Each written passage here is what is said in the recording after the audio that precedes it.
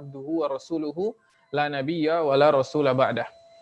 Baik, alhamdulillah pada kesempatan kali ini kita masih diberikan keimanan dan tentu saja kesempatan untuk bertemu secara virtual bersama Ustadz kita, Ustadz Isnan Ansori. Jadi mungkin kita bisa sapa dulu sedikit Ustadz Isnan. Assalamualaikum Ustadz. Waalaikumsalam. Jadi kita udah lama sekali kita tidak bersua bertatap wajah secara virtual nih Ustadz. Ya, dari Rabu Kamis. Minggu lalu itu, jadi kita semingguan nggak ketemu Ustadz. Kurang. Baik, semoga antum selalu dalam keadaan sehat dan bisa menyampaikan ilmu dengan sebaik-baiknya. Oke, baik, mungkin untuk waktu kita langsung aja. Nah, kita masih dalam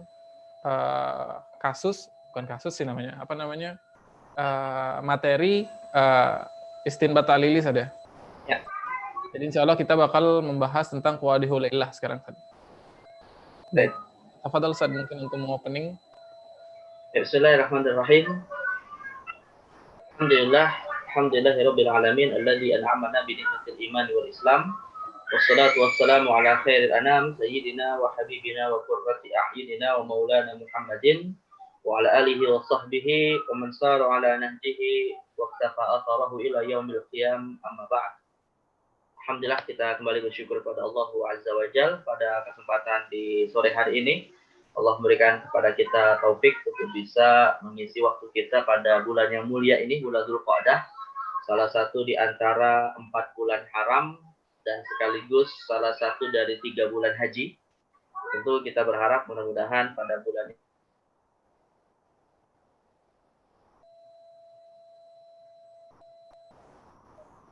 Baik. Ya, suaranya. Ya. Tentu kita berharap pada bulan yang mulia ini, pada bulan Dzulqa'dah ini, Allah memberikan taufik untuk kita bisa istiqomah menjalani setiap ibadah yang Allah syariatkan kepada kita, apakah yang mahdhah ataupun yang ghairu mahdhah, dan juga menjaga kita dari berbagai macam maksiat, dari berbagai macam keburukan yang kelak dikhawatirkan akan bisa menjadi beban bagi kita nanti di hari hisab. Kita berharap mudah-mudahan Allah memberikan taufik kepada kita untuk istiqomah selalu hingga akhir hayat dalam ibadah kepadanya, insyaallah. Amin. Jamaah yang Allah Subhanahu wa taala, teman-teman fikih yang berbahagia, kita pada kesempatan di sore hari ini seperti biasa akan melanjutkan kajian ilmu usul fikih. Sudah masuk sesi yang ke-27 ya. Sudah 27 Ustaz. Ke-27, dan insyaallah kita akan membahas tema terakhir terkait dengan istinbat ta'lili.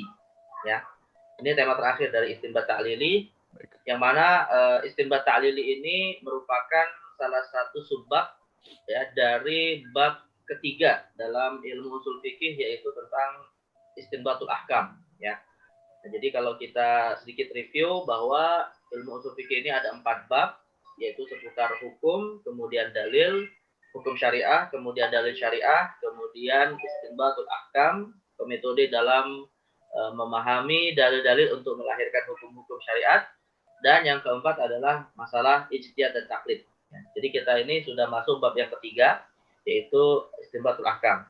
Dan ketika kita bicara tentang istinbatul ahkam, maka ada 2 ya pendekatan yang diklasifikasikan oleh para ulama. Pertama adalah istinbat terkait bagaimana memahami dalil-dalil syariat, dan yang kedua istinbat terkait dengan bagaimana mengkompromikan dalil-dalil yang terkesan kontradiktif. Ya. Nah, ini kita masih dalam persoalan tentang bagaimana memahami dalil syariat. Yang mana memahami dalil syariat ini juga kemudian dibedakan berdasarkan 3 pendekatan.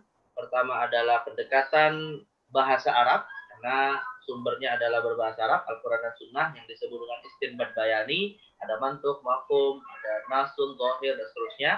Ya, ini yang paling panjang pembahasannya dalam sesi usul fikih. Kemudian pendekatan yang kedua adalah pendekatan ta'lili, yaitu melihat illat yang ada di dalam teks syariat. Ya, nah istinbat ta'lili ini kemudian bisa kita bedakan pembahasannya 3 tema besar, walaupun sebenarnya secara aplikatif sudah dibahas dalam dalil qiyas.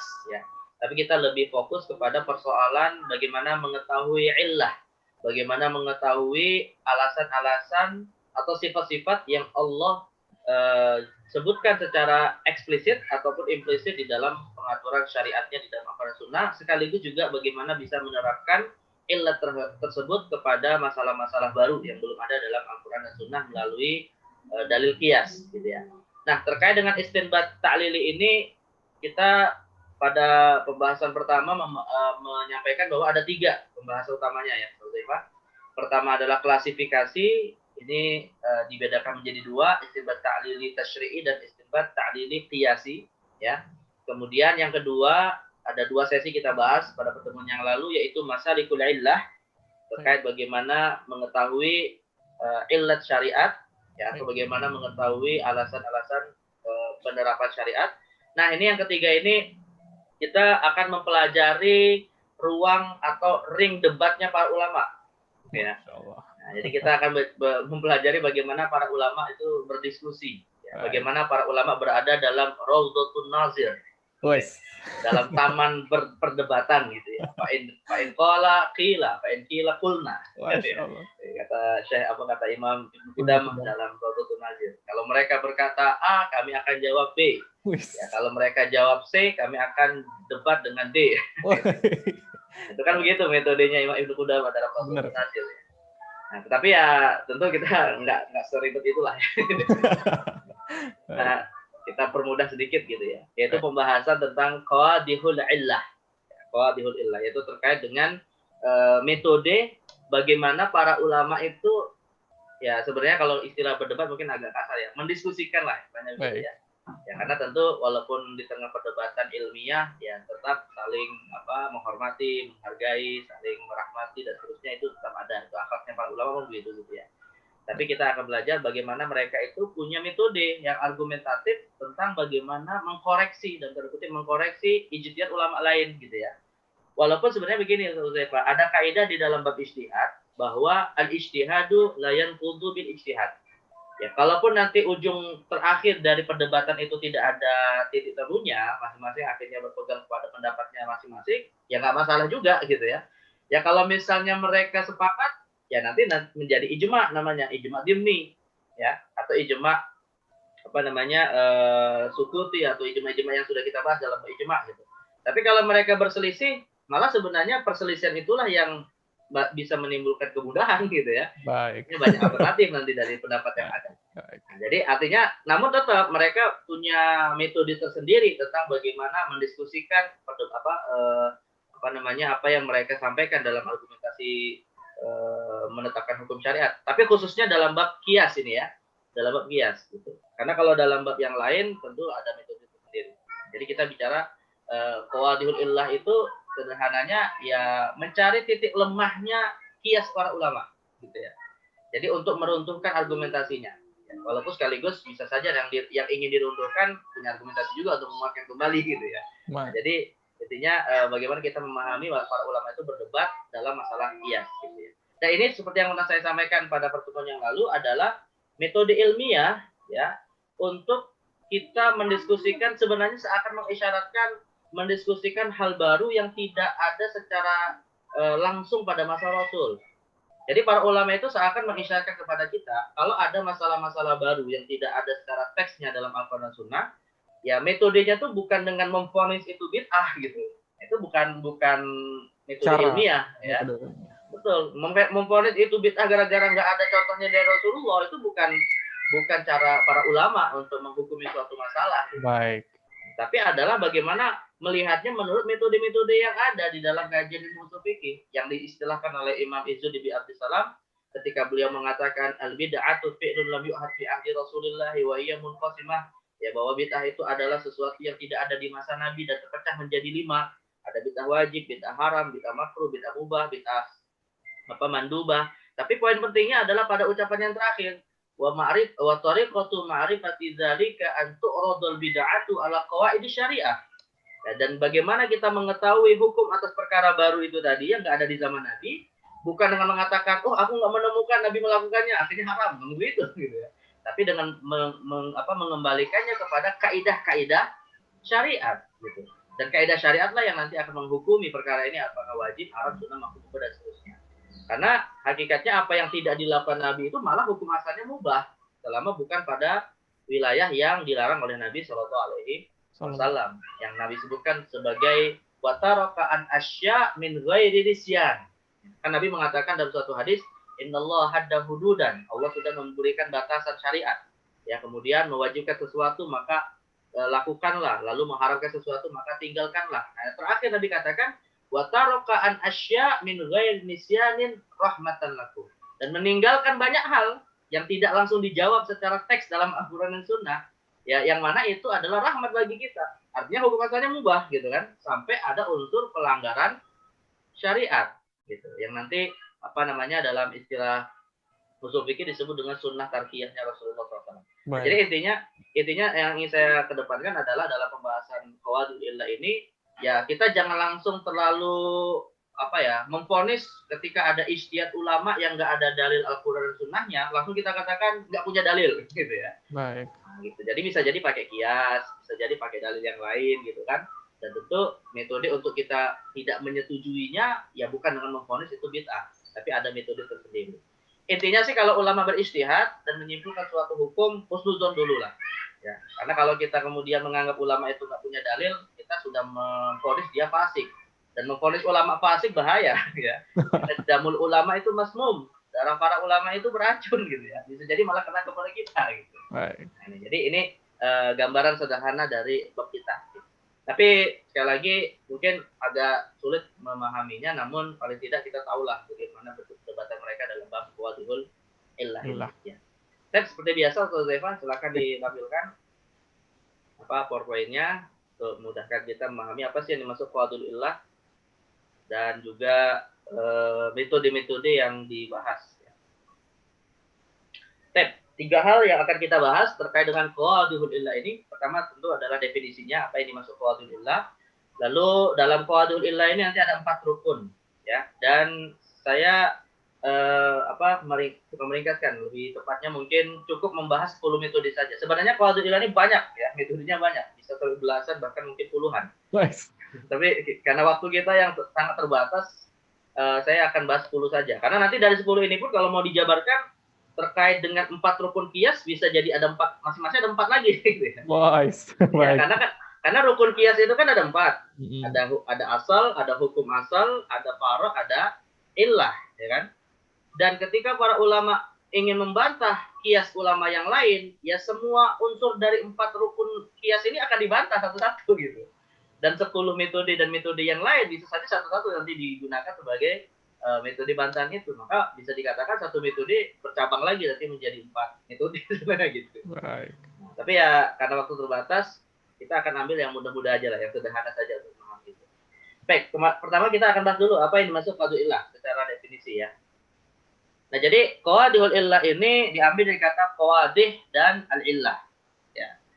Dan qawadih merupakan jamak dari qadihah, yang artinya mubtil, sesuatu yang merusak.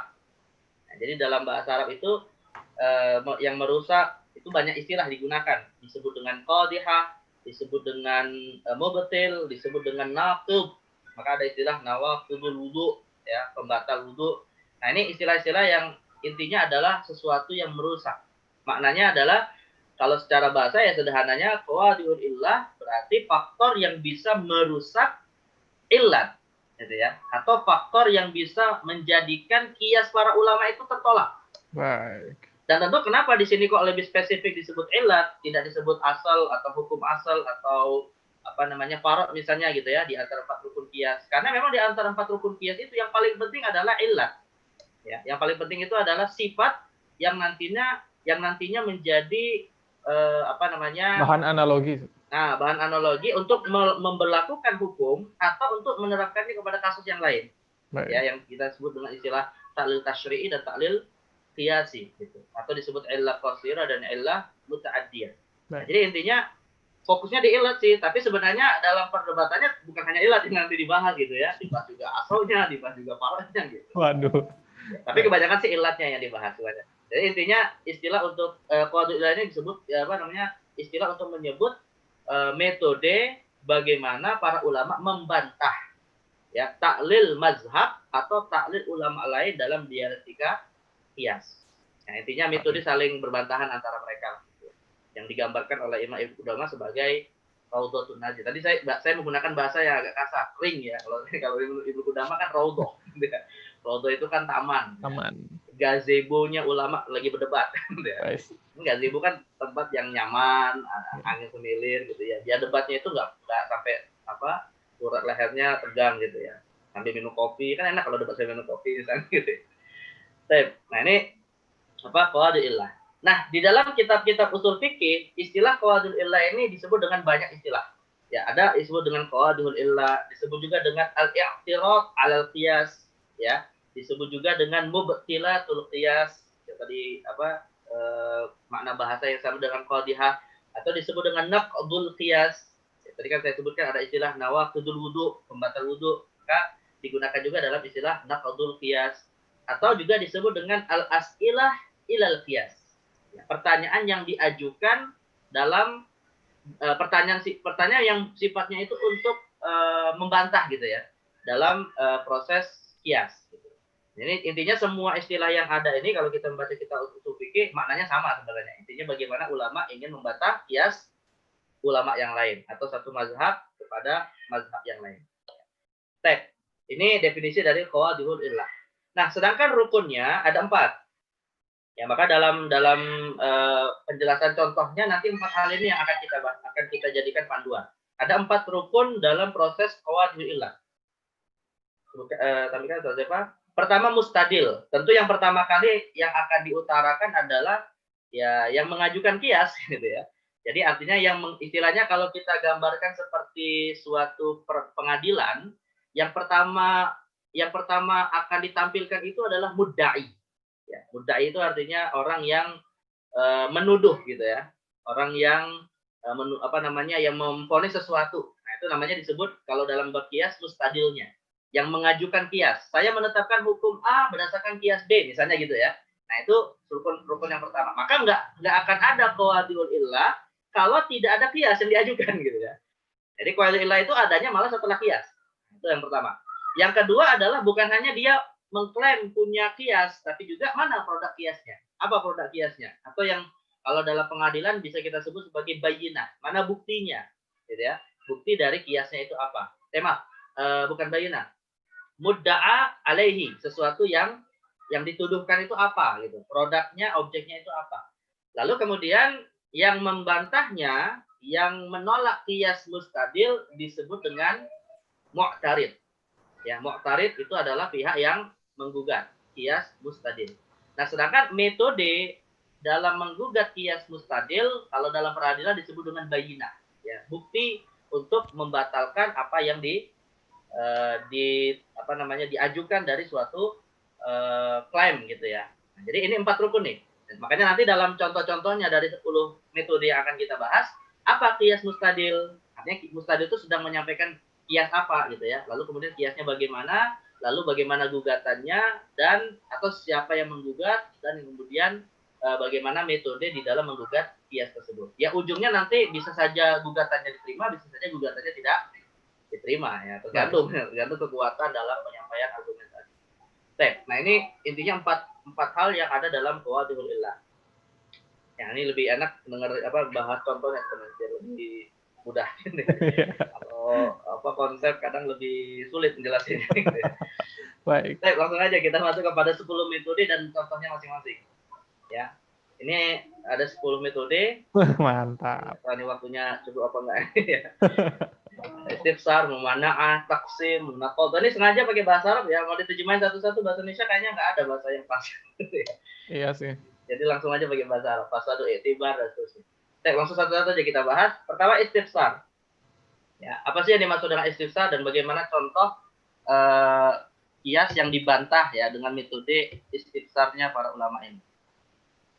Tapi kan Ustaz Zaifa, contohnya misalnya ada seorang ulama ya menetapkan hukum berdasarkan qiyas bahwa sebelum kita masuk contohnya, baik, kita pahami dulu maksudnya ya. Nah, ini misalnya Syekh An-Namlah dalam Al-Muhadzab mendefinisikan istifsar, mu'tarid menuntut dari mustadil untuk menjelaskan makna dari qiyas yang disampaikan, di mana lafaz qiyas itu masih bersifat global atau asing untuk dipahami. Jadi sebenarnya sih lebih sederhananya istifsar ini ya semacam kias kamu tuh belum jelas gitu ya. Saya belum paham apa yang kamu maksudkan gitu ya. Baik. Jelasin lah maksudnya apa. Nah itulah istilahnya kias tuh begitu. Gitu. Metode pertama ini. Nah ini contohnya misalnya begini. Ada seorang mustadil berkata, qur'u itu dapat menyebabkan tidak sahnya tawaf sebagaimana dalam sholat. Ya, jadi ada orang yang mengatakan begini, tawaf wanita yang mendapatkan qur'u itu tidak sah sebagaimana sholat wanita yang mendapatkan qur'u tidak sah. Ya. Nah, sekarang yang menjadi pertanyaan, qur'u itu apa gitu kan? Karena qur'u itu dalam penggunaan bahasa Arab punya dua makna. Bisa maknanya haid, bisa maknanya tuhurun, suci gitu. Nah, kalau dikatakan wanita yang tawaf wanita tawaf yang suci ya tidak sah dikiaskan kepada sholat ya malah nggak nyambung gitu kan. Karena wanita kalau sholat suci ya sah gitu. Nah, jadi ini kan masih gharib maknanya, masih mujmal ya, masih belum jelas ketika sang mustadil menyampaikan makna qur'u itu bisa membuat wanita tidak sah tawafnya. Gitu. Ketika dia mengatakan tawaf wanita yang qur'u tidak sah berdasarkan kias kepada sholat, kan gitu kiasnya gitu ya. Yeah. Tapi belum jelas. Nah, kalau kita lebih detailkan lagi rukun kiasnya, asalnya kan sholat wanita qur'u sebenarnya gitu ya. Ini haid itu sudah dijelasin sebenarnya. Kemudian far'nya tawaf wanita qur'u. Ya, dua-duanya dihukumi tidak sah. Ya, kenapa? Karena sholat dan tawaf adalah ibadah. Ilahnya adalah karena dua-duanya ibadah. Nah, tapi kemudian Mu'tarif bertanya, pernyataan Anda bahwa qur'u dapat menyebabkan tidak sahnya tawaf masih bersifat global sebab qur'u memiliki dua makna yaitu haid dan suci. Maka dia tafsir, dia meminta penjelasan lebih detail. Lalu apa yang dimaksud dengan qur'u dalam kias Anda itu? Ya akhirnya ya kalau misalnya sepakat ya udah akhirnya si mustadil akan berkata yang saya maksud qur'u di sini adalah haid misalnya gitu. Ya udah kalau udah menjawab begitu selesai gitu ya. Karena nanti itu kan sepakat gitu, nggak ada perselisihan. Tapi intinya adalah di dalam kitab-kitab fikih misalnya, kalau ada seorang ulama ingin menyampaikan suatu qiyas, ya kadang ini menjadi kalau dalam bahasa perdebatan itu seakan untuk melemahkan mentalnya dulu gitu ya. Dicari dulu kata-kata yang kira-kira masih mungkin untuk membuat orang yang menyampaikan qiyas itu artinya down gitu ya. Nah gitu. Akhirnya kan pusing dulu ya, kalau nggak biasa debat kan pusing gitu kan. Nah, jadi ini ya metodenya seperti itu. Disebut dengan istifsar. Makanya setiap kata dari suatu ungkapan itu dalam qiyas ini sangat-sangat penting sekali gitu. Nah, ini namanya dengan apa? Istifsar. Jelas ya, Pak? Insyaallah nanti antum mustawa samin mungkin belajar seperti ini. Ya, nanti antum bahas lagi ketika mustawa samin biar lebih relate gitu, Ustaz. Ya, antum nonton aja videonya. Baik. Ini istifsar. Yang kedua mumana'ah. Ya, mumana'ah. Nah, kalau mumana'ah ini sudah mulai agak kenceng nih perdebatannya dan seterusnya ya. Jadi mumana'ah ini didefinisikan, sebenarnya ada definisi bahasa Arabnya ya, tapi saya langsung terjemahkan aja. Penolakan mu'tarid atas salah satu atau lebih dari keabsahan rukun qiyas yang 4. Jadi ada qiyas itu kan ada 4 rukun ya. Qiyas itu ada 4 rukun. Nah, di sini seorang mu'tarid menolak qiyas karena tidak mengakui salah satu dari 4 rukun. Ya kalau sudah tidak diakui ya runtuhlah qiyas itu gitu kan. Ya seperti kita sholat, kalau orang sholat ada rukun. Ketika nggak rukuk, sah nggak sholatnya? Enggak. Ya, nggak sah gitu. Nah begitu juga dengan kias. Ketika salah satunya sudah diruntuhkan, otomatis semuanya ambruk kiasnya gitu kan. Bukan kias namanya gitu saja. Namanya bukan kias. Ya artinya kiasnya sudah tidak diakui gitu ya. Kias yang disebut kias fasid namanya kan, kias yang rusak. Nah jadi maka seorang mu'tarid akan membantah salah satu rukunnya. Bisa salah satu, bisa lebih gitu. Bisa bahkan 4-4-nya bisa aja dibatalkan gitu ya. Jadi intinya ada yang diruntuhkan. Contoh misalnya begini, ini kasusnya adalah tidak disucikannya kulit anjing dengan cara disamak. Ini kasus fikihnya ya. Jadi kulit anjing itu, ini kalau kita bicara fikihnya kan begini, para ulama berbeda pendapat. Apakah kulit anjing bisa disucikan melalui proses ad-dibag? Baik. Dibag itu kan menyamak ya, artinya dihilangkan lendirnya dan seterusnya. Kalau dalam hadis kan Nabi mengatakan, idza dubighal ihabu faqad tahur. Kalau kulit itu disamak, maka dia menjadi suci. Dan dalam hadis ini mutlak, ya, tidak membatasi jenis-jenis hewan tertentu. Gitu. Nah, terkait dengan najis anjing, para ulama terkait dengan kulit anjing, para ulama terpecah menjadi dua pendapat. Kalau jumhur ulama berpendapat bahwa kulit anjing dalam kondisi apapun sebelum ataupun setelah didibak tetap najis. Ya. dalam pendapat jumhur ulama. Tapi kalau dalam mazhab Imam Abu Yusuf, misalnya, mereka mengatakan kulit anjing, bahkan termasuk kulit babi juga, itu suci kalau sudah Dibagi. Nah, itu. Jadi kalau misalnya ada orang pakai sejadah terbuat dari kulit anjing, ya itu kalau dalam mazhab Abu Yusuf boleh gitu ya, karena itu sudah suci gitu kalau sudah disamak. Nah, gitu. Atau pakai peci terbuat dari kulit anjing gitu ya. Nah, itu dalam mazhab Abu Yusuf ya nggak membatalkan sholat gitu, karena dia sudah suci. Tapi jumhur tidak. Nah, sekarang ini pendapat jumhur nih ya. Pendapat jumhur menggunakan kias akan dibantah oleh Imam Abu Yusuf. Karena jumhur mengatakan kulit anjing yang disamak tetap tidak najis ya. Mustadil berkata, anjing adalah hewan najis secara zat yang disucikan, atau anjing adalah hewan najis secara zat yang dicuci benda suci kalau tersentuh dengannya sebanyak 7 kali basuhan ya. Dalam hadis disebutkan seperti itu. Apa idza walagha fil kalbu dalam hadis idza walagha fihi al-qalbu fi ina'i ahadikum fagsiluhu sab'an ya, wa afiru. Dalam hadis lain disebutkan wa afiru thamina biturab ya. Nah. Atau ulahunna biturab. Nah, jadi kalau ada benda suci terkena jilatan anjing dicuci 7 kali, salah satunya pakai tanah. Nah, berdasarkan hadis ini berarti kan anjing itu adalah najis ya, yang bisa menajiskan benda suci dengan cara lalu disucikan dengan cara 7 kali basuhan. Nah, maka kemudian dikiaskan hukum yang lain, dan oleh sebab itu kulitnya tidak bisa disamak berdasarkan kias kepada babi. Ya. Jadi kulit anjing tidak bisa disucikan. Ini sebenarnya masuk dalam bab tathhirun najasat. Karena tathhir itu ada dua ya, pensucian itu ada dua. Ada pensucian najis, ada pensucian mutanajis. Ya. Menyamak kulit itu termasuk dalam bab mensucikan najis. Sama seperti yang pernah antum tanya dulu masalah pupuk kandang. Itu kan tathhirun najasat. Pupuk kandang itu najis lewat istihalah kemudian menjadi suci ya. Tapi kalau ada pakaian, ada bejana dijilat oleh anjing, ini masuk dalam bab tathhirul mutanajjisat. Ya, mensucikan benda suci yang terkena najis. Baik. Ya, dibasuh air, pakai tanah dan seterusnya lah gitu ya. Nah, di sini Mustadil mengatakan, yang menetapkan kias mengatakan bahwa kulit anjing tidak bisa disucikan dengan cara disamak ya, dengan kias kepada kulit babi gitu ya. Nah, itu kan kiasnya itu ya. Nah, jadi asalnya apa yang menjadi dasar tidak bisanya adalah kulit babi. Faranya adalah kulit anjing. Lalu hukumnya tidak bisa disucikan dengan cara disamak. Lalu apa ilat yang menyamakan antara asal dan fara? Ya karena dua-duanya adalah najasatul ain. Dua-duanya adalah najis secara zat, gitu ya. Tapi Mu'tarid kemudian menyanggah. Aku menolak keabsahan sifat sebagai ilat pada asal. Jadi yang disanggah di sini adalah ilatnya, yaitu najis ain tadi. Sebab bagiku dalam mazhabku kata si Mu'tarid, najis babi tidak wajib dicuci sebanyak 7 kali basuhan. Nah ini mazhab Maliki ini, gitu ya.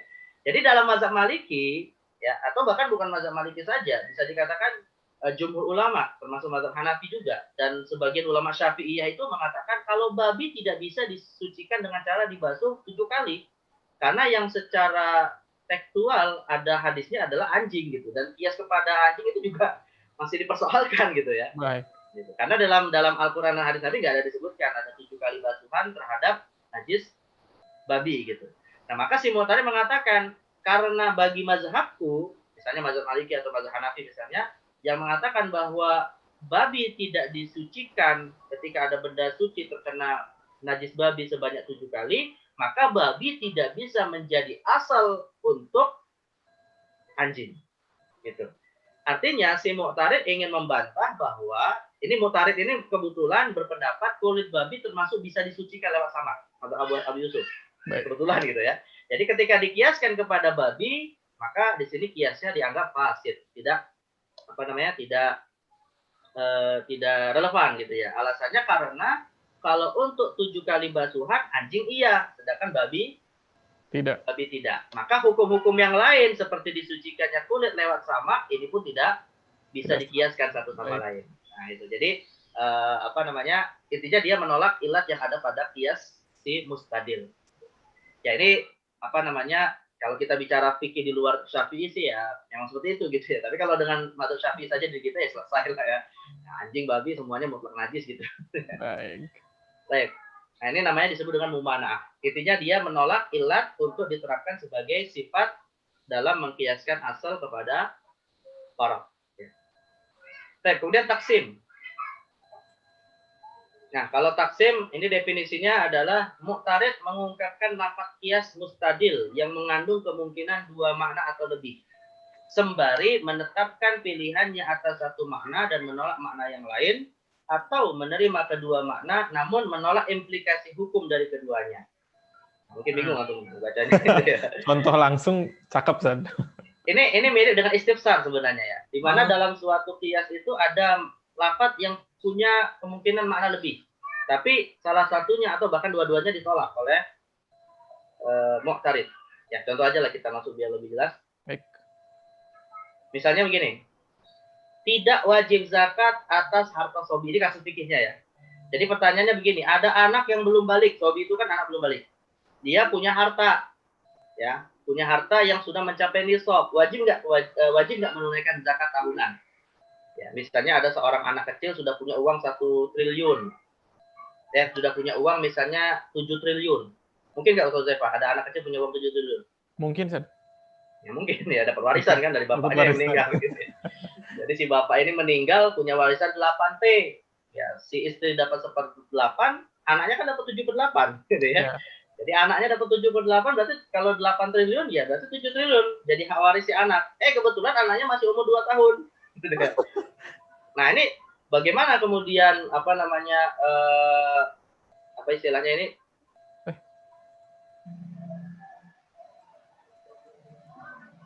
Tadi sampai taksim saja. Ya.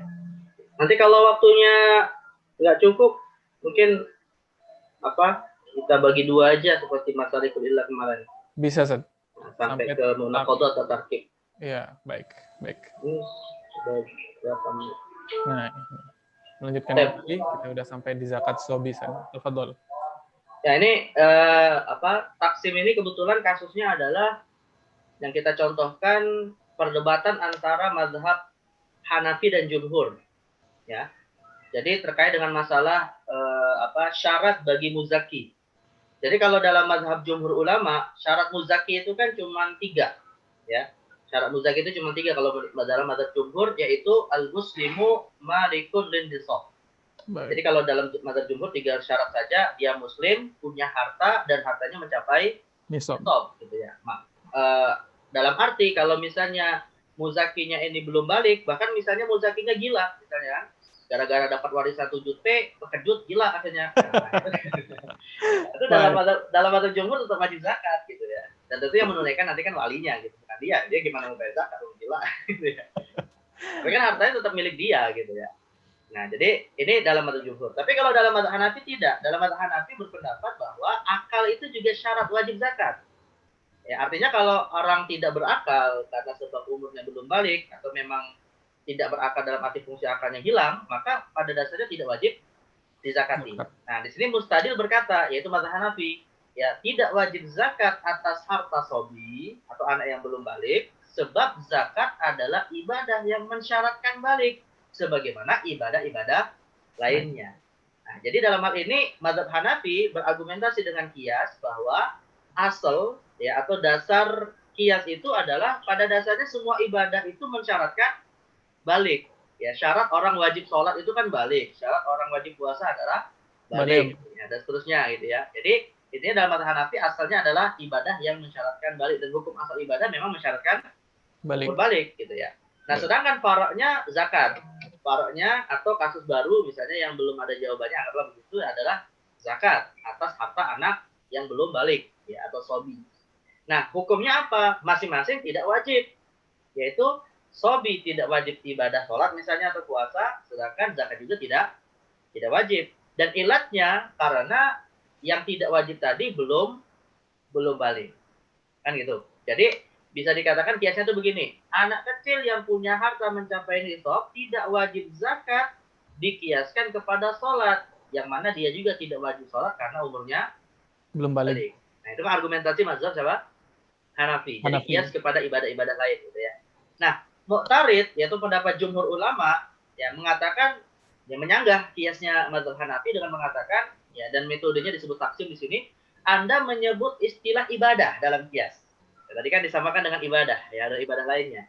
Padahal ibadah itu dalam Islam punya dua maksud. Ada ibadah mahdhah, ada ibadah ghairu mahdhah. Nah, ditaksim, dibedakan nih. Jadi asalnya itu dibedakan. Ada ibadah mahdhah, ada ibadah ghairu mahdhah gitu. Yeah. Jika yang Anda maksud zakat di sini adalah ibadah mahdhah, maka ini tidak tepat. Ya, tidak tepat dalam arti zakat itu ibadah yang tidak murni mahdhah, tidak murni terkait dengan hak Allah. Tapi di dalamnya terdapat unsur hak manusia gitu kan. Tidak seperti sholat atau puasa yang murni mahdhah adalah untuk Allah Subhanahu wa taala. Allah Ya, Subhanahu. ada diri sendiri untuk Allah gitu, tidak ada urusan orang lain gitu kan. Baik.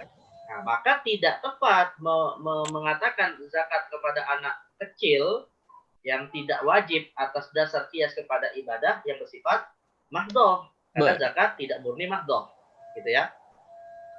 Nah, kemudian kenapa zakat kok tidak murni mahdhah? Sebab dalam perintah zakat itu terdapat unsur-unsur atau terdapat unsur terkait dengan hak orang lain, namanya disebut dengan mu'nah. Jadi ada mu'nah itu apa? Unsur yang menjadikan zakat tidak murni ibadah mahdhah. Ya. Dan jika yang dimaksud adalah sebaliknya ibadah ghairu mahdhah, nah ini hal ini dapat diterima. Hal ini dapat diterima. Artinya kalau zakat itu dikategorikan ibadah ghairu mahdhah, itu dapat diterima. Hanya saja hal tersebut tidak bisa menjadi dasar harta sobit tidak wajib zakat. Sebab zakat di satu sisi adalah ibadah dan di sisi lain adalah mu'nah. Ada unsur hak manusia. Nah, berarti atas dasar ini mengkiaskan zakat kepada ibadah lain, apakah yang nanti dimaksudkan ibadah mahdhah atau ibadah ghairu mahdhah, itu dua-duanya kias yang kurang tepat. Gitu. Artinya nanti kesimpulan akhirnya ya menurut kami jumhur ulama kias ini tertolak dan hukum asalnya anak yang belum balik yaitu tetap wajib ditunaikan zakat dari harta yang dimiliki, tapi tentu yang menunaikan adalah walinya. Nah, gitu. Nah, jadi ini kias mazhab Hanafi yang dibantah oleh jumhur ulama. Nah, seperti itu. Jelas ya? Jadi semacam jadi kias ibadah ya artinya gini, ibadah yang dimaksud dalam mazhab Hanafi itu tidak ditolak 100% gitu kan. Tapi dirinci dulu ibadahnya maksudnya apa ini, ibadah mahdhah atau cuma gitu. Jadi kalau ya, nah perincian inilah yang nanti disebut dengan taksim dalam istilah apa namanya qawaidul illah di situ. Ya, nah di situ maka taksim ini menjadi satu metode untuk membantah kias apa yang tidak sependapat dengan mazhab tersebut. Nah, seperti itu. Ya kalau dalam kondisi kita hari ini tentu yang lebih utama adalah mazhab jumhur kalau kita bicara zakat apa namanya zakat. Dan yang paling kuat memang kebanyakan ulama menguatkan pendapat jumhur ulama ya terkait dengan harta anak kecil itu juga wajib ditunaikan zakat. Dikuatkan dengan putusan Umar bin Khattab yang mengatakan hatta la ta'kuluhu as-shadaqah. Ya, ketika Umar berkata kepada para wali, ittajiru hatta la ta'kuluhu as-shadaqah. Ya, kembangkanlah harta anak yatim itu yang di bawah asuhan wali hingga jangan sampai setiap tahunnya habis gara-gara diambil zakatnya gitu karena tidak berkembang. Tapi karena masih di atas nisab kan tetap wajib zakat. Nah, gitu yang jadi masalah. Nah, ini namanya disebut dengan taksim. Kemudian berikutnya munaqadhah. Munaqadhah. Cukup nggak kira-kira Pak kalau kita bahas sampai tarkib? Atau munaqadhah aja? Kayaknya bisa sampai munaqadhah. Ya. Kalau mungkin masih bisa lanjut satu lagi takrib. Tarkib bukan takrib. Tarkib. Kayaknya baru belajar fikih Abi Syuja. Oh, iya.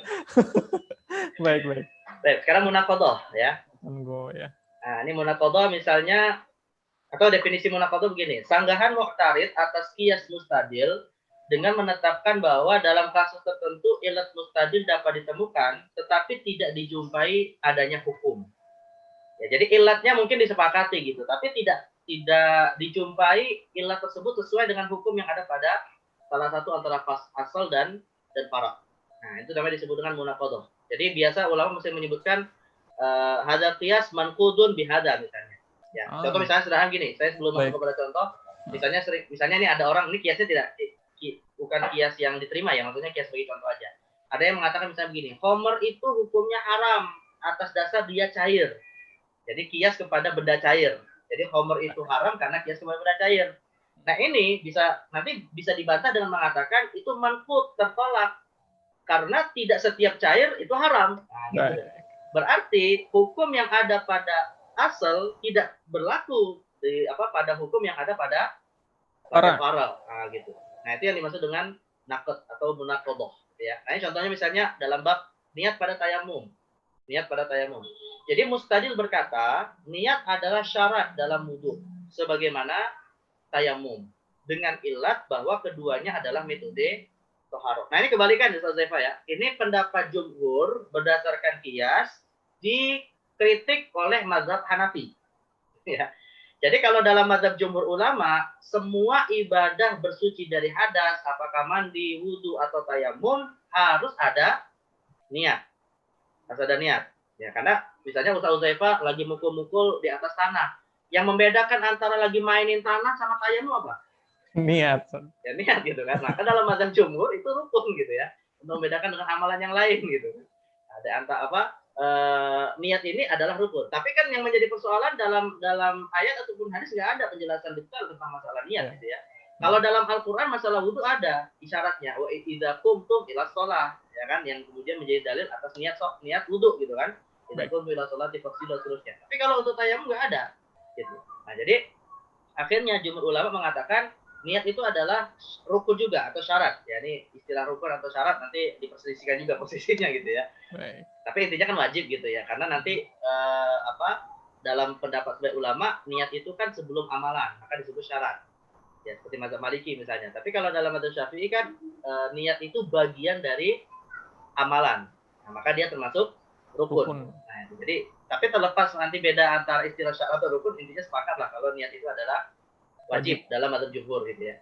Nah, kenapa niat itu juga hukumnya rukun atau syarat yang wajib ya? Karena dikiaskan kepada wudhu ya, dikiaskan kepada wudhu, dan wudhu juga ada niatnya gitu kan. Nah, lalu bagaimana rincian kiasnya? Ya asalnya adalah terbalik sebenarnya ya. Asalnya itu adalah wudhu sebenarnya. Sedangkan faroknya adalah tayamum. Ya, faroknya ada tayamum. Kemudian hukumnya pada dua amalan ini wajib ada niat.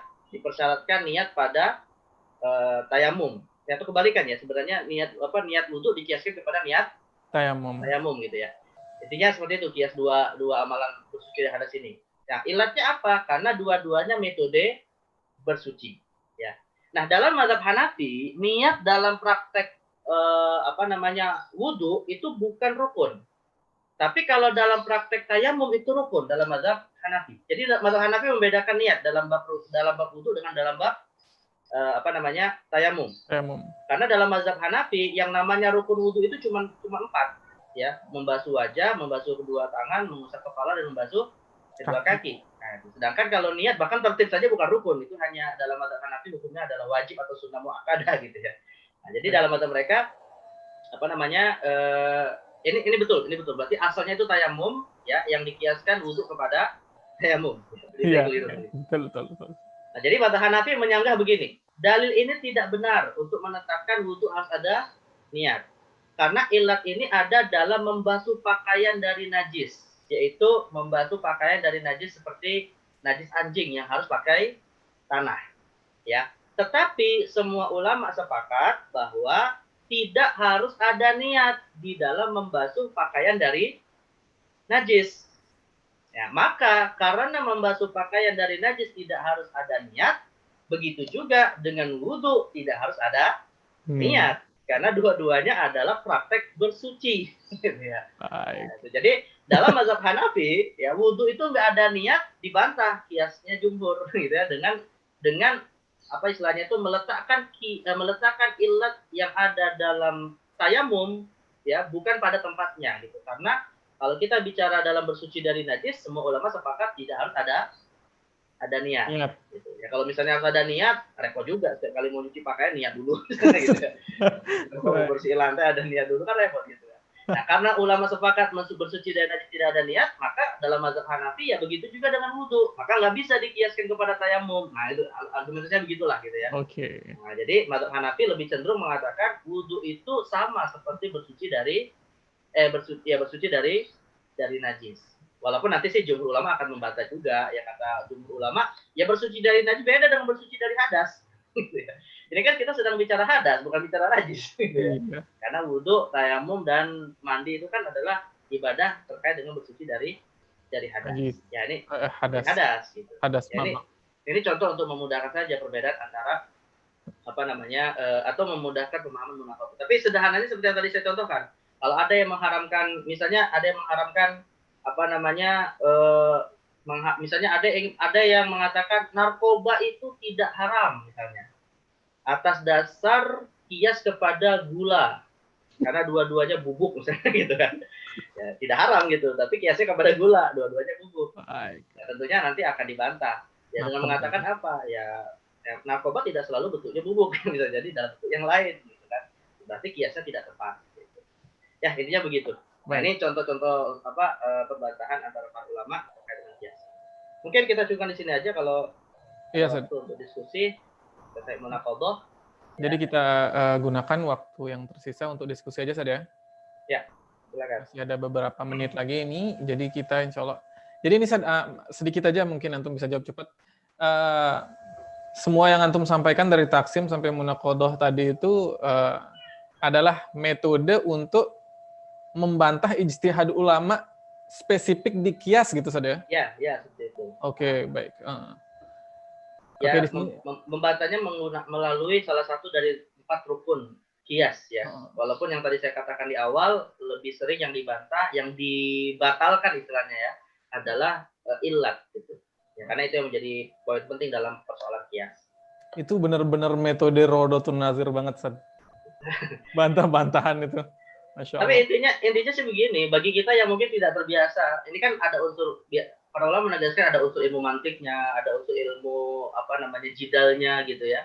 Tapi kalau saya sih begini, menurut saya yang paling penting poinnya itu adalah terkait dengan posisi kita sebagai muqallid, tidak boleh memvonis suatu amalan para ulama yang didasarkan kepada qiyas dengan alasan itu tidak ada dalil sunnah atau ayatnya. Baik. Gitu. Kalaupun kita tidak setuju, ya hak kita nggak masalah. Tapi cara membantahnya ada caranya tersendiri gitu ya. Bukan dengan menuduh, nggak punya dalil Al-Quran, nggak punya dalil hadis. Ya, dalil itu bukan hanya Al-Quran hadis. Baik. Ya, karena begini Ustaz, mungkin sedikit kita tambahkan. Saya dulu pernah juga diskusi ada sama seseorang, ya dia mungkin awam dalam ilmu fikih ya. Jadi sering mengatakan begini, dan akhirnya saya mengajukan pertanyaan, yang Anda maksud dalil itu apa? Nah, dia mengatakan begini, ya bagi saya dalil itu Al-Qur'an dan Sunnah gitu. Masya Allah. Nah, ini keliru gitu ya. Padahal Al-Qur'an dan Sunnah itu ya bukan dalil dari usul fikih tapi sumber dalil. Iya. Kalau disebut dalil maka banyak, bukan hanya Al-Qur'an dan Sunnah, ijma, qiyas, istisna semua juga dalil gitu. Iya. Jadi bisa jadi walaupun malah begini, Al-Qur'an dan hadis belum tentu bisa jadi dalil dalam kasus tertentu. Ya, misalnya ketika ada orang mengatakan tidak boleh minum khamr ya kecuali kalau dalam kondisi sholat. Ya dasarnya adalah ayat Al-Qur'an la taqrabus sholata wa antum sukara. Al-Qur'annya benar, nggak ada masalah gitu kan. Tapi menjadikan ayat itu sebagai dalil kan repot, masalah gitu. Gitu. Iya. Jadi artinya Al-Qur'an saja nggak bisa jadi dalil dalam arti sebagai teks gitu ya. Jadi dalil itu lebih luas, bukan hanya sekedar ayat atau hadis. Tapi menyamakan antara hukum dengan dalil itu juga termasuk proses pendalilan yang harus benar. Gitu. Baik. Ya, itu. Jadi kita emang benar-benar harus komprehensif dan menyeluruh saja dalam masalah hukum ini, emang benar-benar luar biasa sih. Bukan baik. Kita sih mujtahid ya. Ya, mujtahid ya. Mohon maaf nih sebelumnya. Jadi kita minimal kalau mau tidak setuju dengan sesuatu, kita nggak boleh memvonis dan kita teliti dulu mereka dalilnya apa gitu saja. Ya, minimal berhusnuzon. Berhusnuzon minimal. Ya. Baik, di sini udah ada yang raise hand, Mas Adli Fardian. Baik, silakan Mas Adli. Aldi. Waalaikumsalam. Mau nanya tadi tentang masalah. Ya, Ustaz. Aduh, udah lama nih nggak ketemu Pak Aldi nih.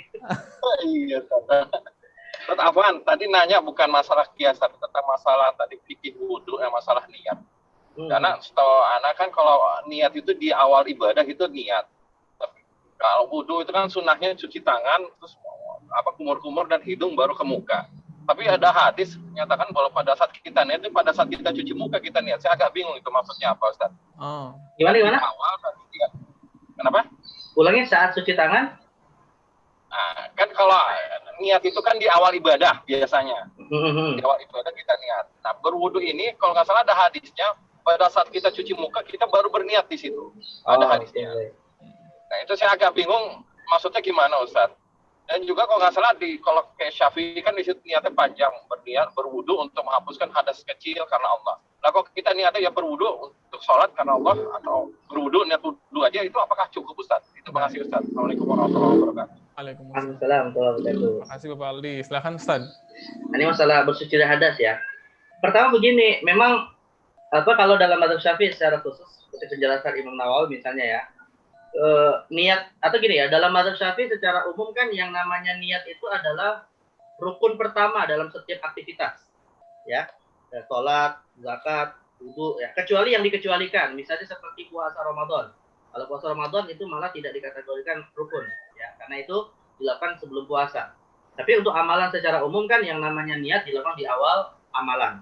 Nah, yang jadi persoalan adalah begini, yang dimaksud dengan niat sebagai awalan dari suatu amalan, itu kalau terkait dengan suatu ibadah, apakah dimulai dari sejak amalan yang bersifat rukun, atau amalan yang sunnah, gitu ya. Kalau kita bicara sholat, nggak ada masalah kalau dalam mazhab Syafi'i, karena sholat itu amalan rukun yang pertama adalah takbiratul ihram, ya, dan niat bersamaan dengan takbiratul ihram, yaitu niat dalam hati maksudnya. Kalau dilafadzkan itu kan bukan rukun, bukan amalan sholat sebenarnya kan. Yang dimaksud dengan amalan sholat itu kan niat di dalam hati. Kalau kita bicara sholat nggak ada masalah. Tapi kalau kita bicara wudhu, nah ini masalah. Karena rupanya rukun wudhu yang pertama itu, ya itu setelah melalui beberapa sunnah, gitu ya. Ya sebelum kita basuh wajah kan ada beberapa sunnah. Bersiwak, cuci tangan, kumur-kumur, istinsar, masukin air ke hidung gitu kan. Ya, dan ketika sudah mengamalkan beberapa sunnah, barulah kita membasuh wajah gitu kan. Nah, di sini pertanyaannya, niat itu kapan? Apakah bersama dengan rukun pertama atau diamalkan bersama dengan sunnah pertama gitu? Nah, itu yang jadi persoalan. Kalau sholat tadi saya contohkan nggak ada masalah karena semua ulama sepakat amalan pertama takbiratul ihram gitu kan. Nah, di situ niat sudah bersamaan gitu, nggak ada masalah. Nah, maka ada yang mengatakan minimal niat di dalam praktek wudhu itu muncul ketika kita mau membasuh wajah. Ya minimal di situ. Karena itulah rukun pertama dalam praktek wudhu, khusus dalam mazhab Syafi'i. Karena dalam mazhab Syafi'i itu kan rukun wudhu ada 6. Ya selain niat, yang pertama adalah wajah dan terakhir adalah tertib nanti kan. Nah jadi ketika membasuh wajah disitulah. Kalau misalnya kita lupa niat dalam wudhu, ya minimal sebelum membasuh wajah itu sudah mulai ingat dan ketika basuh niatnya muncul gitu ya. Nah, itu dalam mazhab Syafi'i. Tapi seperti penjelasan Imam Al-Ghazali, ya sebaiknya bisa dimulai dari sejak awal amalan wudhu. Kapan itu dilakukan? Malah bersiwak, gitu ya. Kata Nabi kan, laula an asyqa ala ummati la amartuhum bisiwaki. Dalam riwayat inda kulli wudhu au ma'a kulli wudhu. Ada 2 riwayat gitu kan. Intinya kan siwak itu dilakukan sebelum wudhu, gitu ya. Dan ada yang mengatakan itu bagian dari praktek kesunahan wudhu. Gitu. Nah jadi diniatkan juga saat kita bersiwak, bersikat gigi, nah itu sudah masuk niat untuk berwudu. Nah, tapi sih standar minimalnya adalah ketika basuh wajah muncul niat dalam hati untuk kita mengangkat hadas. Nah, tetapi yang dimaksud niat itu apa? Nah, juga harus kita perjelas bahwa niat yang disebut sebagai rukun itu semua ulama sepakat adalah amalan qalbi. Ya, bukan lafaz. Lafaz itu bukan rukun wudu. Lafaz itu sunnah wudu sebenarnya bagi mazhab Syafi'i untuk menguatkan dan menghadirkan niat di dalam hati. Ya repot juga kan kalau misalnya pas sambil wajah dibasuh baca nawaitul wudu repot gitu kan. Nah, jadi bahkan melafazkan niat wudu itu sebelum kita masuk ke toilet pun sudah dibolehkan. Misalnya kita bangun dari tidur mau sholat subuh misalnya kan, langsung dilafazkan. Nah, nawaitul wudu li hadasi. Boleh saja nggak ada masalah untuk menghadirkan niat di dalam hati. Dan tapi belum pada dasarnya melafazkan itu belum memulai aktivitas wudu. Itu cuma membantu saja. Nah, niat yang sebenarnya adalah apa yang ada dalam hati minimal saat membasuh wajah. Dan boleh dilakukan sebelum membasuh wajah dengan amalan-amalan sunnah yang lain. Baik. Itu dari sisi posisinya. Nah, sedangkan kalau dari sisi lafaznya, Ustaz.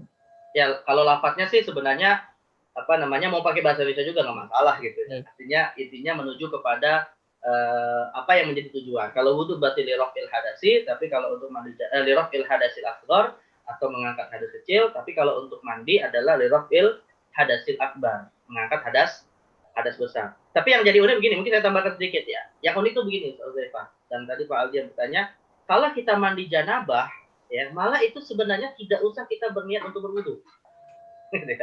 Jadi mandi janabah itu sudah terhitung kita mengamalkan wudu. Dan uniknya, dalil para ulama yang mengatakan mandi itu bisa mewakili wudu adalah hadis Nabi terkait dengan kesunahan mandi sebelum atau kesunahan mandi di hari Jumat. Baik. Kata Nabi SAW, man tawaddo'a, saya lupa saja. Man tawaddo'a, saya lupa. Pokoknya di teks hadisnya itu di akhir mengatakan, wa maniftasala fal ghuslu afdal. Ya, barang siapa berwudu maka dia sudah cukup untuk sholat Jumat. Tapi kalau dia mandi itu lebih Baik. afdal. Lebih afdal, lebih baik, lebih utama. Nah, Imam As-Sun'ani memberikan pertanyaan begini. Orang berwudu itu kan sudah cukup mengangkat hadas untuk sahnya sholat. Kalau dia hadasnya kecil gitu ya. Tapi kok wudu yang hukumnya wajib malah mandi yang hukumnya sunnah kok malah lebih utama daripada wudu yang hukumnya wajib? Paham apa logikanya gitu ya? Kan Rasul mengatakan barang siapa berwudu sudah cukup, sudah sah, itu wajib minimalnya gitu kan. Dan kalau dia mandi itu lebih afdol. Nah pertanyaannya begini, kenapa kok mandi yang itu hukumnya sunnah lebih afdol daripada wudu yang hukumnya wajib? Padahal kaidah asal kan wajib tentu lebih utama daripada sunnah gitu ya. Nah rupanya diisyaratkan dari hadis ini, seseorang yang mandi sekalipun tidak wudu, maka wudunya sudah include di dalam praktek mandinya. Artinya kalau ada orang sudah mandi berarti wudunya sudah diamalkan. Tapi kalau ada orang wudu belum tentu dia mandi. Gitu.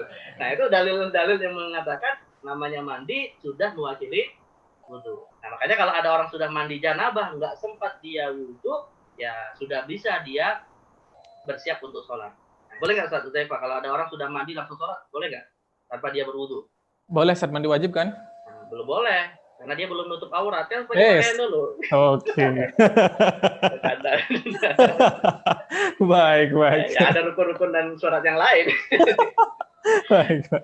Ada kena nih. Baik. Jadi begitu ya.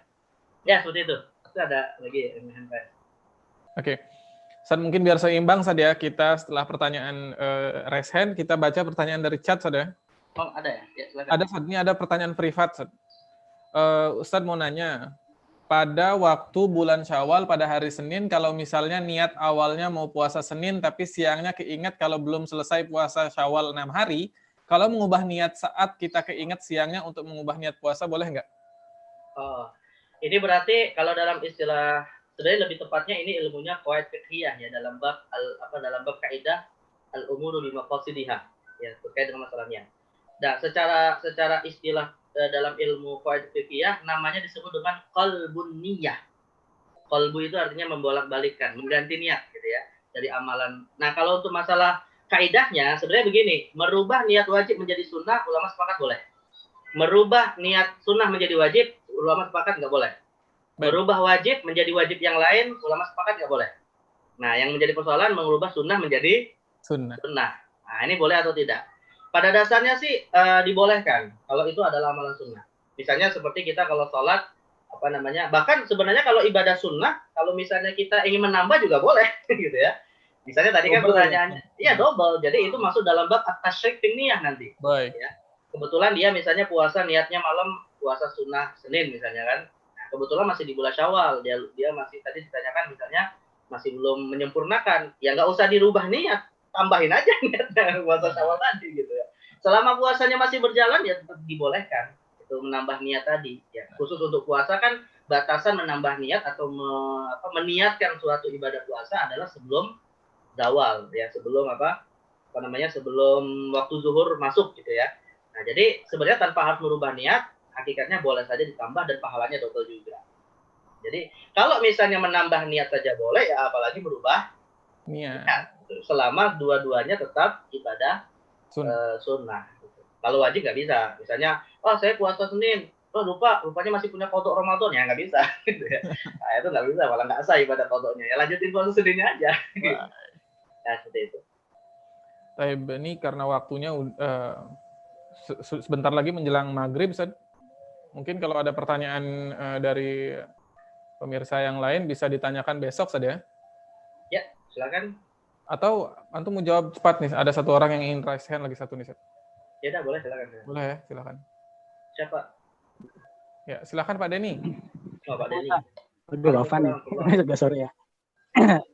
Mau nanya yang soal yang kayak kemarin kan yang syukrul wudhu itu dikiaskan yang setelah mandi itu dikiaskan boleh sholat syukur wudhu dikiaskan dengan wudhu gitu kan ya. Ya. Nah kalau kenapa puasa Senin Kemis tidak bisa dikiaskan dengan ini Ustaz misalkan hari kelahiran kita sendiri gitu Ustaz. Itu yang membuat itu tidak bisa dikiaskan apa Ustaz? Itu aja Ustaz. Sekarang. Oh, berarti artinya begini, mengkiaskan puasa Senin yang menjadi atau hari di mana Nabi lahir gitu ya. Iya, itu. Dengan kita juga, saya juga mau puasa di hari kelahiran saya, atas dasar Nabi mensunahkan puasa di hari beliau lahir. Kan gitu ya? Saya begitu ya? Ya Ustaz, betul Ustaz. Nah, yang menjadi persoalan begini, ini ilat qasirah atau ilat muta'adiyah gitu. Nah. Artinya gini Pak Denny, sebenarnya begini, berpuasa pada hari kelahiran kita tanpa kita menggunakan kias boleh, nggak masalah, gitu ya. Boleh, nggak. Artinya gini, misalnya saya mau berpuasa di hari kelahiran saya, tanpa kita harus mengkiaskan kepada hari Senin yang Nabi berpuasa karena kelahirannya, itu pun nggak ada masalah sebenarnya kan. Tapi yang menjadi persoalan kan ketika kita ingin kiaskan kepada sunnah Rasulullah dalam masalah puasa hari kelahirannya. Nah, itu. Padahal tanpa mengkiaskan nggak ada masalah. Nah, itu satu. Dan yang kedua, kalau misalnya kita ingin mengkiaskan kepada puasa Rasul di hari Senin, yaitu hari kelahirannya, ya ini juga perlu dipersoalkan illatnya itu. Ya tadi saya sebut, ini illah qasirah atau illah muta'adiyah. Apakah ini khususiyatun Nabi atau untuk umatnya juga, gitu kan? Atau ini adalah ta'abudiyah, atau ini adalah ghairu ta'abudiyah. Itu kan perlu dirinci lagi, gitu ya. Ya seperti Nabi berpuasa di hari Senin atas dasar kelahirannya. Nah, tapi kan kadang yang kita masuk dengan puasa kelahiran itu kan tanggal kita, bukan hari kita. Misalnya kebetulan Ustaz Uzaifah lahir di hari Selasa. Apakah setiap Selasa puasa? Atau hanya pas tanggal lahirnya aja? Nah, ini yang mana yang lagi dimaksudkan gitu kan? Karena Nabi mensunahkan puasa itu bukan hanya tanggal 12 Rabiul Awal, kalau berdasarkan pendapat yang mengatakan Nabi lahir di tanggal 12 Rabiul Awal, tapi malah setiap hari Senin. Berarti Nabi apakah lahir dalam setahun itu berapa kali?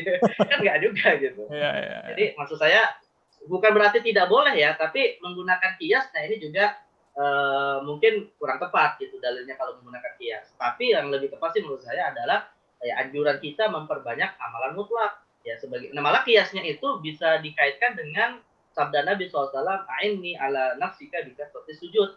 Ya, bantulah doamu untuk masuk surga dengan memperbanyak sujud. Sholat, dengan banyak sujud gitu. Jadi kiasnya ya kepada amalan lain yang sifatnya mutlak juga ya diperbanyak juga kan gitu. Bukan hanya sholat saja. Nah, itu malah lebih tepat gitu, karena dua-duanya ibadah. Kecuali dalam kondisi kecuali dalam kondisi yang dilarang. Ya miriplah seperti sholat. Sholat kan mau di kapan pun kita lakukan nggak ada masalah, kecuali pada waktu yang dilarang. Ya setelah subuh atau setelah asar, itu sholat mutlak yang dimaksud gitu kan. Begitu juga dengan puasa. Ya kalau misalnya kebetulan pas lagi mau puasa kita lahir hari Senin, atau misalnya kita lahir tanggal 10 Juni, kebetulan pas tanggal 10 Juni 1 Syawal, boleh nggak puasa? Nggak boleh, Ustaz. Ya nggak boleh, haram. Gitu kan. Baik. Atau istri kita mau puasa saat hari kelahiran, pas hari kelahirannya lagi haid, ya kan nggak boleh juga. Nah, jadi lebih kuatnya kias kepada anjuran mengamalkan ibadah mutlak, bukan kepada Rasulullah SAW. Ya Allah Ustaz. Ya, syukuran Ustaz. Assalamualaikum. Berarti emang amannya itu dinamain puasa mutlak aja saja daripada mungkin ribet ke kias, soalnya belum tentu kiasnya itu muta'adiyah gitu saja. Iya, karena ya selama masih ada dalil sunnah yang bisa lebih luas, lebih tidak menimbulkan polemik, ya itu lebih kuat diambil lah. Baik, Masya Allah. Baik, mungkin karena waktu sudah melewati kita nih, Sad. Barakallahu fiik atas ilmunya, jazakumullahu khairan, menarik sekali tentang metode yang membantah mendebat ini luar biasa. Mungkin insya Allah untuk informasi ini kepada pemirsa, kajian Ustadz Isnan Ansori bakal ada 3 hari berturut-turut dari sekarang. Jadi sekarang, besok, dan 2 hari lagi di jam yang sama. Jadi semangat gitu saja. Insya Allah. Ya, Terlebih mumpung masih work from home. Work from home. Terlebih lagi pembahasannya ini, wah, memang benar-benar buat ilmu sih. Baik, mungkin hanya ini dari saya. Yang terakhir, mungkin kalau ada pemirsa yang ingin menyumbangkan atau menginfakkan harta terbaiknya, bisa menyalurkan melalui Bank Syariah, Bank BNI Syariah dan Bank Muamalah yang tertera di samping saya. Baik. Sekali lagi kita ucapkan terima kasih kepada guru kita Ustadz Ihsan Ansori, barakallahu fikum Ustadz atas ilmunya. Mungkin kita bisa langsung tutup saja kajiannya. Baik, kita tutup kajian kita. Semoga kita selalu dalam keadaan istiqomah untuk menuntut ilmu walaupun secara virtual dengan doa kafaratul majelis. Subhanakallahumma la ilaha illa anta astaghfiruka wa atubu. Assalamualaikum warahmatullahi wabarakatuh. Seperti biasa, saya juga pamit ya, Tuzaifa, jamaah dan teman-teman Wafikih. Ya, assalamualaikum warahmatullahi wabarakatuh. Waalaikumsalam warahmatullahi wabarakatuh.